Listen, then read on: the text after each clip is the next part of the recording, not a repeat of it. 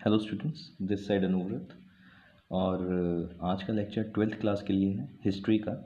और जो चैप्टर है किनशिप कास्ट एंड क्लास, उसका पार्ट 3। और स्टार्ट करने से पहले एक इन्फॉर्मेशन मैं आपको दे दूं कि हिस्ट्री में भी काफ़ी चेंजेस हुए हैं।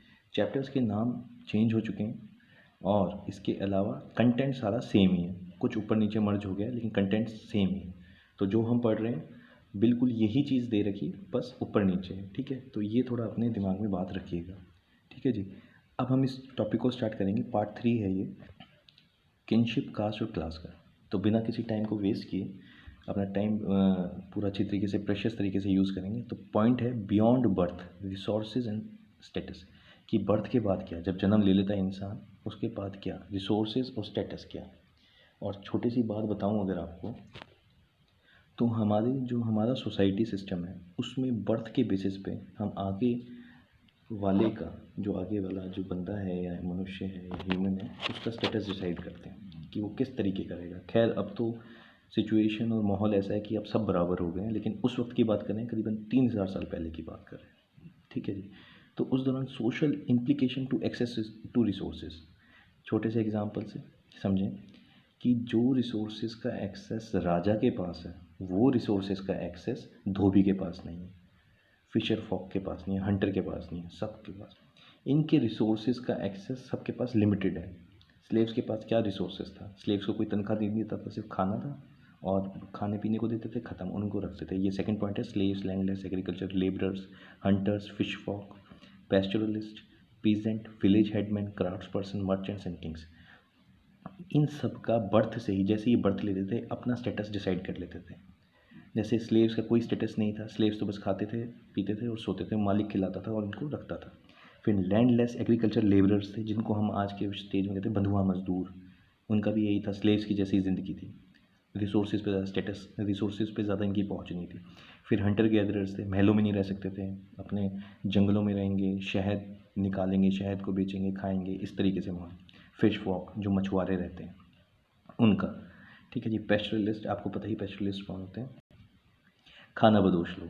पीजेंट फार्मर, विलेज हेडमैन जो सरपंच होता है, उसके रिसोर्सेज की पहुंच ज़्यादा होती है थोड़ी, उसको हर कोई तरीके से देगा, उसको उधार भी जल्दी दे देगा। फिर क्राफ्ट पर्सनस हैं, मूर्तिकार जिसे कहते हैं, मर्चेंट्स, ट्रेड, किंग्स। आप देख लीजिए कि एक एक सेक्शन ऑफ सोसाइटी में, जो जो जिस सेक्शन ऑफ सोसाइटी में, उसमें उसका रिसोर्स का स्टेटस, उसकी तो उसका स्टेटस, और दूसरा उसके पास रिसोर्स की फुलफिलमेंट, यानी रिसोर्स की बहुतायत उसके पास कितनी है। वो जितने ऊपर लेवल पे स्टेटस होगा उसको रिसोर्सेज उतने ज़्यादा ही होंगे। तो ये सोशल इम्प्लीकेशन है एक्सेस टू रिसोर्सेज। अब स्लेव्स कहें मुझे तो राजा की गद्दी पे बैठना है और पूरा हुक्म चलाना है, वो नहीं कर सकता। मुझे राजा की तरह 56 भोग खाना है, नहीं खा सकता, उसके पास वो रिसोर्स ही नहीं, वो अप्रोच ही नहीं है। हाँ, मर्चेंट्स चाहें तो कर सकते हैं, कब पैसा दे के, भाई उसके पास पैसा है, वो पैसे की पावर यूज़ कर सकता है। ठीक है जी। तो ये पहला पॉइंट, जो बियॉन्ड बर्थ और आपके रिसोर्स और स्टेटस, जब बर्थ आदमी ले लेता है, जन्म ले लेता है दुनिया में, तो उसका स्टेटस डिसाइड करता है उसके बर्थ बेस पर। जैसे हमारी मनुस्मृति कहती है, ब्राह्मण्स बोलते हैं, धर्मशास्त्र कहते हैं कि आपका स्टेटस बर्थ के दिन से ही, जिस दिन जन्म लेते हो वहीं से आपका स्टेटस डिसाइड हो जाता है।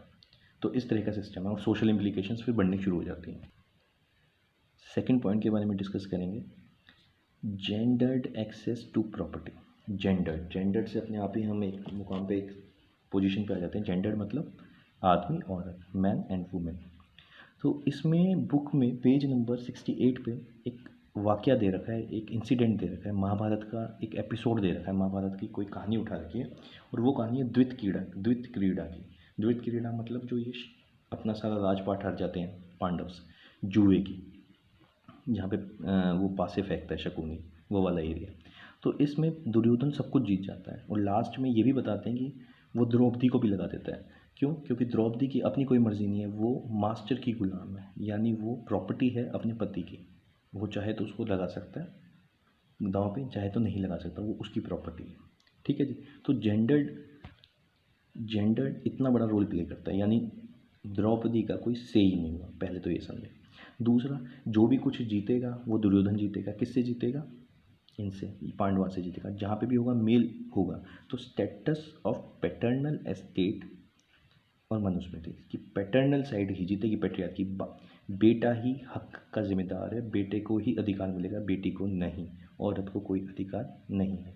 फिर मनुस्मृति भी इस चीज़ को फॉलो करती है कि बिल्कुल इसी तरीके से सिस्टम चलना चाहिए और ऐसे ही चलता रहेगा दुनिया में सिस्टम, क्योंकि डिवाइन ओरिजिन से हमें चीज़ें मिली हैं। और वो मैंने पीछे लेक्चर में भी एक बात बताई थी, वो फिर मैं आपको एक बार दोहरा देता हूँ उस बात को कि अकॉर्डिंग टू मनुस्मृति वुमेन का कुछ सिचुएशन इस तरीके का है कि जब वुमेन पैदा होती है, जिस दिन वो जन्म लेती है, उस दिन वो अपने पिता की होती है, और अगर उसका पिता नहीं है और उसके भाई हैं तो अपने भाई की होती है, और जिस दिन उसकी शादी होती है अपने हस्बैंड की होती है, और जब हस्बैंड नहीं और बच्चे हैं तो अपने बच्चे लड़के जो बच्चे होते हैं लड़के उनकी होती है, और अगर लड़के नहीं है पोते हैं तो पोतों की होती है। उसका अपनी ज़िंदगी पे या अपनी उसकी एक स्टेटस सिंबल है ही नहीं, उसकी औकात ही कुछ नहीं समझते।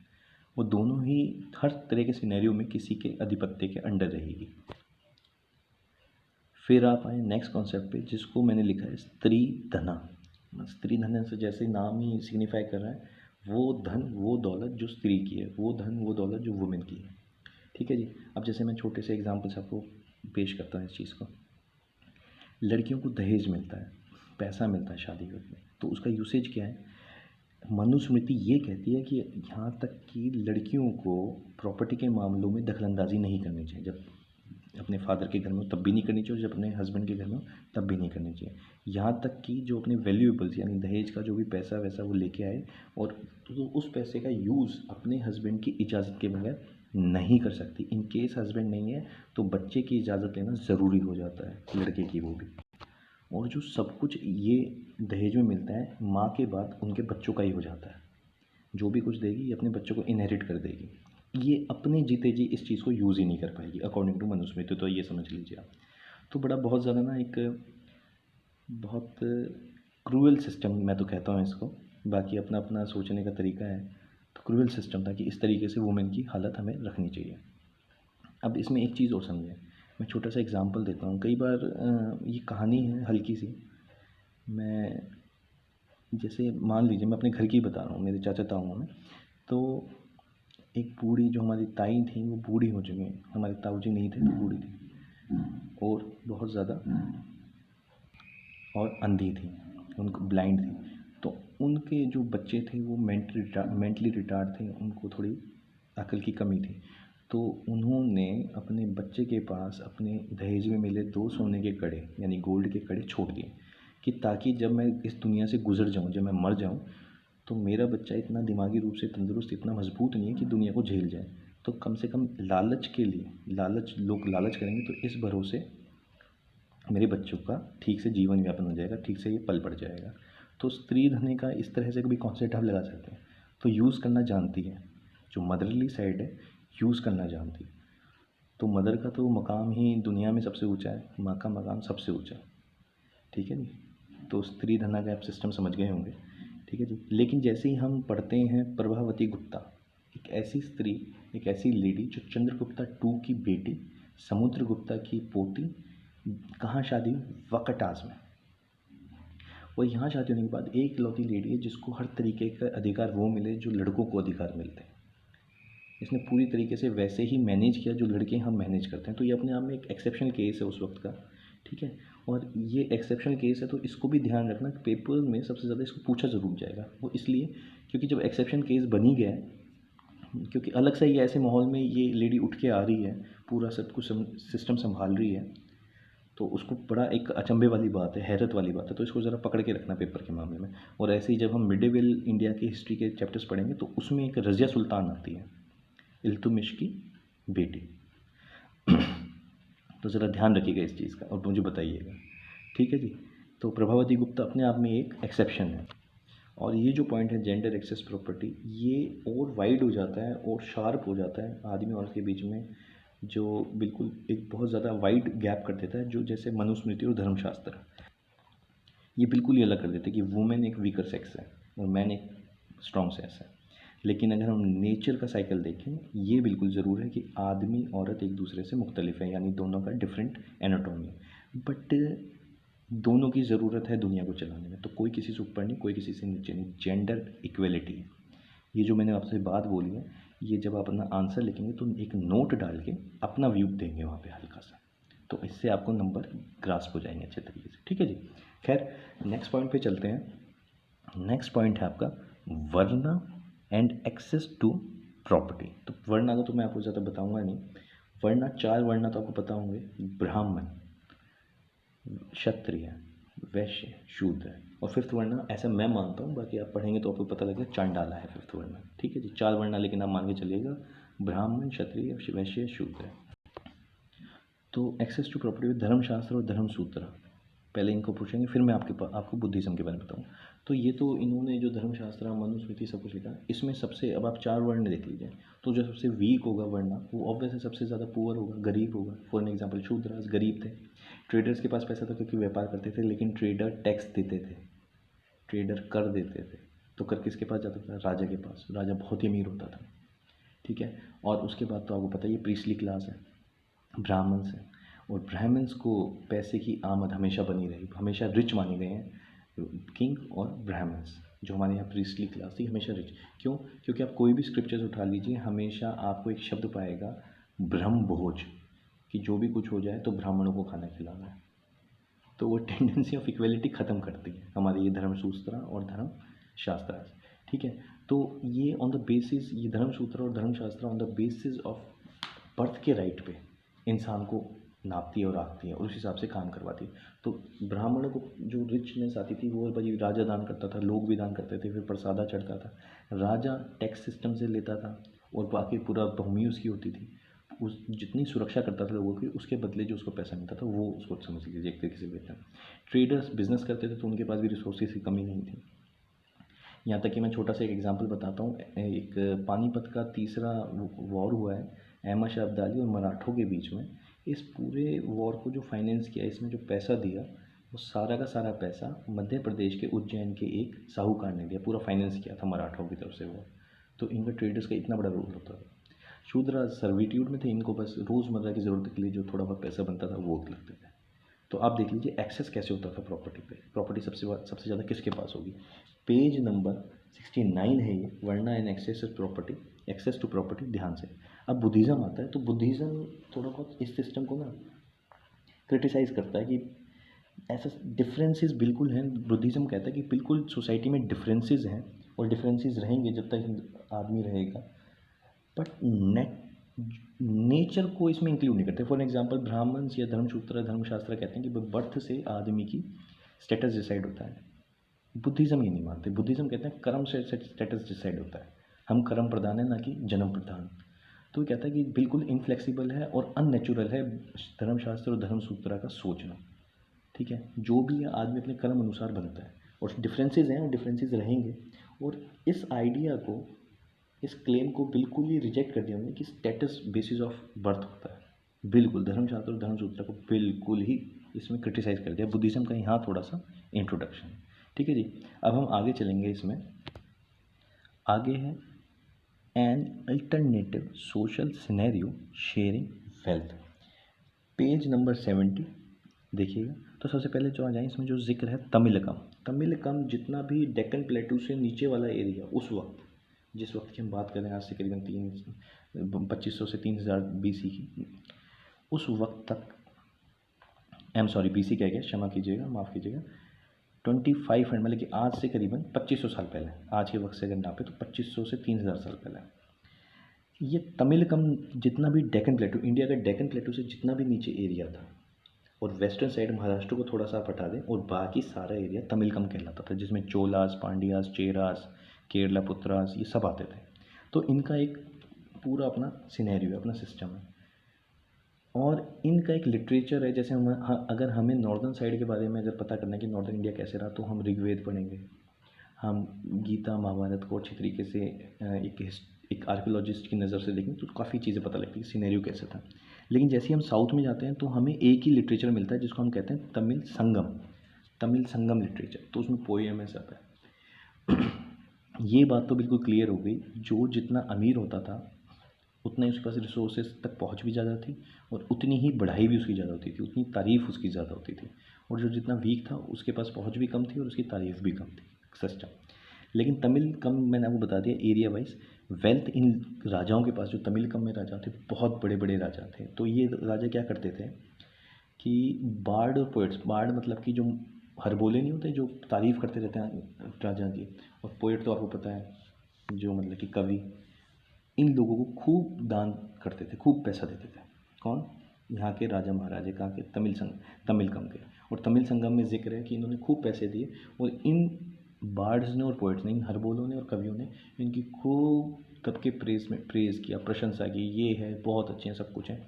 लेकिन लास्ट में एक चीज़ और बताया, सोशल एंड इकोनॉमिक रिलेशनशिप के बारे में भी ये बार्ड और पोएट बोल जाते थे। और क्या बोलते थे कि हाँ, ये बिल्कुल सच है कि हमारे यहाँ पे सोशल डिफरेंसेस ज़्यादा हैं, अमीर की बहुत सुनवाई होती है, गरीब की नहीं होती। लेकिन ये भी है कि जो अमीर पैसा कमाता है वो अपना वेल्थ को शेयर भी करता है, बहुत दान पुण्य करता है। ऐसी बात नहीं है कि बिल्कुल ही ख़त्म हो गया, वो अगर जितना कमाता है उसको दान में भी देता है। ठीक है, तो इस तरीके से बढ़ाइयाँ करते थे राजे महाराजा की। इसलिए पॉइंट का नाम आया an alternative social scenario sharing wealth. तो शेयर करते थे अमीर लोग अपनी वेल्थ, ऐसा नहीं है।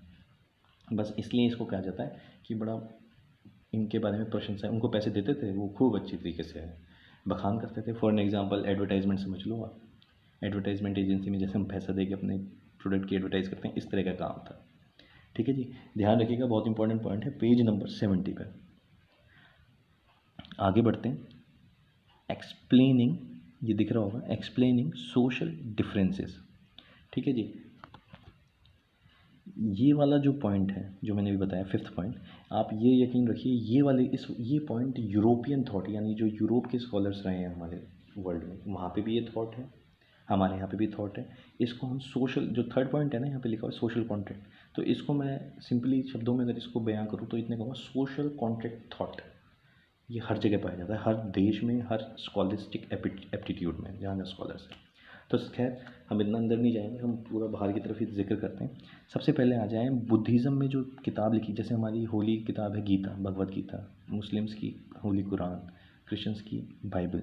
इस तरीके से बुद्धिज़्म की किताब है त्रिपिटका, उसमें तीन तीन वेरिएंट्स हैं। उसमें से एक वेरिएंट है सुत्ता पिटका, और उसमें ज़िक्र है, उसमें एक चीज़ बताई कि भाई सोशल इक्वलिटी को अगर समझना है दुनिया में कि संसार में सोशल इनइक्वलिटी कैसी है, तो पहले सोशल कॉन्फ्लिक्ट को समझना होगा। सोशल कॉन्फ्लिक्ट क्यों होता है, तभी जब तक सोशल कॉन्फ्लिक्ट नहीं होगा सोशल इनइक्वलिटी आएगी ही नहीं। ठीक है, तो सुत्ता पिटका बताता है कि ओरिजिनली जो ह्यूमन बीइंग है, हम लोग या हमारे जो पेड़ पौधे जो हमारे आसपास हैं, जो भी लिविंग बीइंग्स हैं, ये एक आइडियलिक स्टेट में जीते हैं। आइडियलिक स्टेट मतलब कि खाना पीना सोना, ईट स्लीप एंड रिपीट, जो आजकल देखने को मिल जाता है, वो उसी सिस्टम में सोते हैं। हमें जितनी वही गांधी की एक बात है भाई, जिसको जितनी ज़रूरत है इस धरती पे हर चीज़ अवेलेबल है, लेकिन ग्रीड के लिए कुछ भी नहीं है। तो सुत्ता पिटका बताती है आइडलिक स्टेज में और जीवन व्यापन बहुत अच्छी तरीके से कर लेते हैं। हम नेचर से उतना ही लेते हैं जितना हमें ज़रूरी होता है, उससे ज़्यादा नहीं लेते। प्लांट्स, ह्यूमन सब ऐसे थे। ठीक है जी, लेकिन जैसे ही हम नेक्स्ट पॉइंट पर आते हैं, ये पॉइंट आता है महासम्मतता। ठीक है जी, महासम्मतता के बारे में अभी आगे बताऊंगा, लेकिन इससे पढ़ें। उसके बाद सुत्ता पिटका बताती है कि जो इंसान का नेचर है, मनुष्य का नेचर धीरे धीरे ग्रीडी हो गया, ठीक है, विंडिक्टिव हो गया, बदला लेने वाला हो, डिसीटफुल और धोखेबाजी हो गई, और पूरी तरीके से उसने धरती को बिगाड़ना शुरू किया, एक दूसरे को धोखा देना शुरू किया। जैसे हम कहते हैं ना कि भाई यार ये तो बड़ा पॉलिटिक्स खेल रहा है, अपने काम निकाल रहा है। तो ये आदमी की खासियत नहीं है, ये आदमी की सबसे बड़ी बुराई है, डिफॉर्मिटी है। ठीक है जी, उसकी बुराई है। तो इसके बारे में कहता है कि आदमी जब इतना बुरा हो गया, इतने तरीके से डिसीटफुल मैनर में आ गया, ग्रीडी हो गया, विंडक्टिव हो गया, ठीक है जी, वो रैत लेता है, बदला लेना पसंद करता है।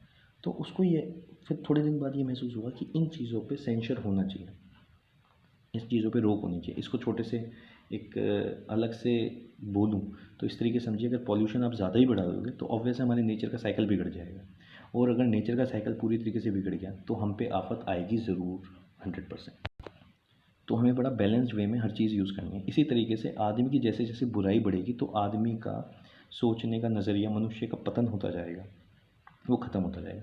तो अब कुछ लोगों ने सोचा यार कुछ ऐसा नहीं हो सकता कि एक ऐसा इंसान है जो पूरी तरीके से, जिसको हम तनख्वाह पे पालें और उसकी बात माने कि भाई इसको सोसाइटी से बाहर निकाल के रखना है तो उसको सोसाइटी से बाहर निकाल के रखते हैं, इसको सोसाइटी में अंदर रखना है उसको सोसाइटी में रखते हैं, जैसा वो कहे वैसा रूल बनाए और सोसाइटी के फुलफिलमेंट और अपलिफ्टमेंट के लिए वो काम करें। इसके दूसरे शब्दों में कहूँ तो राजा, महासम्मतता का मतलब है राजा, किंग, क्योंकि किंग के पास ये अधिकार है। हमारे पीएम साहब ही ऑर्डर देते हैं तो हमें मानना पड़ता है। तो सोसाइटी के भले के लिए क्या ऐसा आदमी आ सकता है कि ऐसा आदमी हमें चाहिए किसी भी हाल में। और इसी के बाद टर्म आती है, सुत्ता पिटका का बताता है सोशल कॉन्ट्रैक्ट। तो सब लोग मिलके एक कॉन्ट्रैक्ट करते हैं कि चलो ठीक है, हम सब ना आपस में एक कॉन्ट्रैक्ट करते हैं कि आपस में से एक इंसान को चुन लेते हैं और वो राज करेगा, और जो उसका हुक्म होगा, उसका जो डिसीजन होगा वो सबके लिए बराबर होगा और वो भले के लिए काम करेगा। इसके बदले इसको क्या मिलेगा राजा को? ये टैक्स कलेक्ट करेगा, ये जो भी एग्रीकल्चर होगा उस पर टैक्स लेगा, कर लेगा। क्यों लेगा ये पैसा? ये इसलिए लेगा कि जो इसके बदले तुम्हें सिक्योरिटी मिल रही है, सोसाइटी की अपलिफ्टमेंट हो रही है, ये उसका चार्जेस लेगा। एक तरीके से वेतन लेगा, पे लेगा, सैलरी लेगा। जैसे मैं पढ़ाता हूँ तो मैं सैलरी लेता हूँ, इसी तरीके से। तो इस तरीके से जब वो अपनी सर्विसेज देगा, रेंडर करेगा, तो ऑब्वियसली वो पैसा लेगा। तो महामत्ता का किंग का रोल इतना बताया, सिर्फ किंग का सिर्फ ये रोल है। हिंदी में कहूँ तो एक वेतन भोगी कर्मचारी, खत्म कहानी, इससे बड़ा नहीं। और इस सिस्टम को जब सब लोग मिलकर एक डिसीजन लेते हैं और अपने भले के लिए डिसीजन बनाते हैं, उसे हम सोशल कॉन्ट्रैक्ट कहते हैं। और इसका सिर्फ एक ही ऑब्जेक्टिव होता है, अपलिफ्टमेंट ऑफ सोसाइटी, कि इंसान में जो बुराइयाँ हैं ये धीरे धीरे ख़त्म होती जाए। अगर जुडिशरी ना हो तो फिर तो सारे के सारे जो कन्विक्ट्स हैं वो छूट जाएँ। आज जुडिशरी है तो उनको सज़ा मिल जाती, पनिशमेंट मिलती है। ये सिस्टम है राजा का, ठीक है जी, इसको ध्यान रखिएगा। अब हम आते हैं 6th पॉइंट पे, हैंडलिंग टेक्स्ट, यानी कि जो टेक्स्ट हमें मिले, जो दस्तावेज़ मिले हिस्ट्री से, उनके बारे में। तो उसमें सबसे पहला पॉइंट है लैंग्वेजेस। तो लैंग्वेजेस में आप समझिए पाली, प्राकृत और तमिल। ये जनमानस की भाषा थी, हर कोई बोलता था, नॉर्मल सी थी अपने अपने एरिया में। लेकिन जैसे ही हम संस्कृत की बात करते हैं तो संस्कृत सिर्फ पूरी तरीके से एसोसिएट करती है ब्राह्मण से। ये एक एलीट भाषा थी, ये एलीट लोग बोलते थे। समाज के जो सबसे ताकतवर वर्ग था, यानी समाज का वो हिस्सा जो सबसे ज़्यादा पावरफुल है, समाज का वो हिस्सा जिसके पास प्रॉपर्टी, पैसा, हर चीज़ है, वो संस्कृत बोलता था। तो इनके जब टेक्स्ट मिले तो इन चीज़ों को हमने जब कंपेयर किया तो सोसाइटी का थोड़ा हमें मैकेनिज़्म समझ में आया कि सोसाइटी किस तरीके से बनी होती थी, उसमें ऑर्गेनाइजेशनल स्ट्रक्चर्स क्या थे, स्ट्रेटिफिकेशन ऑफ सोसाइटी क्या थी। फिर हमने अलग अलग तरीके के मंत्रास देखे, जैसे बुद्धिज़्म है, बुद्धिज़्म के मंत्रास आपको ज़्यादातर पाली प्राकृत में मिलेंगे, जो उनकी लैंग्वेज है। अपने जितने मंत्रास हैं मैक्सिमम संस्कृत में मिलेंगे। और आप देखें हनुमान चालीसा है, ये आपको अवधी लैंग्वेज में मिलेगी। तो ऐसे इस तरीके से जब टेक्स्ट को हमने कंपेयर करना शुरू, हमें बहुत सारी चीज़ों का पता लगा कि कैसे था, क्या था, पूरी तरीके से सिस्टम कैसा बन रहा था, इन्होंने ऐसी लैंग्वेज क्यों यूज़ करी। और कंपैरिजन जब करना शुरू हुआ तो ये पता लगा कि हर चीज़ में रिचुअल थे इनके, ठीक है। और उनको इंटरेस्टिंग लगा कि ठीक है, ऑथर का पर्सपेक्टिव हो सकता है, आइडिया शेप होना हो सकता है, कुछ भी हो सकता है। अब डिपेंड करता है जो भी चीज़ आप पढ़ रहे हैं उसका ऑडियंस कौन है, कौन सुनने वाला है। फॉर एन एग्जाम्पल मैं इसको छोटे से शब्दों में आपको समझा देता हूँ। जब दादी माँ हमें कहानी सुनाती है रामचंद्र जी की, हनुमान जी की, तो बड़ा उसमें मिर्च मसाला लगा के, भाई राम जी ने ऐसा किया, वो वहाँ से आया, उसको मार दिया, तीर मार दिया, वो मर गया, तीर में से पानी निकला, आग निकली, इस तरीके से जब दादी बड़ा अच्छी तरीके से, नानी दादी। लेकिन जब हम बड़े होते हैं और इसको हिस्टोरिकल पर्सपेक्टिव से जब हम एनालाइज करते हैं रामायण को की तरफ, तो इतना सिस्टम नहीं है उसमें, हम पूरा का पूरा करते हैं तो उतना मज़ा नहीं।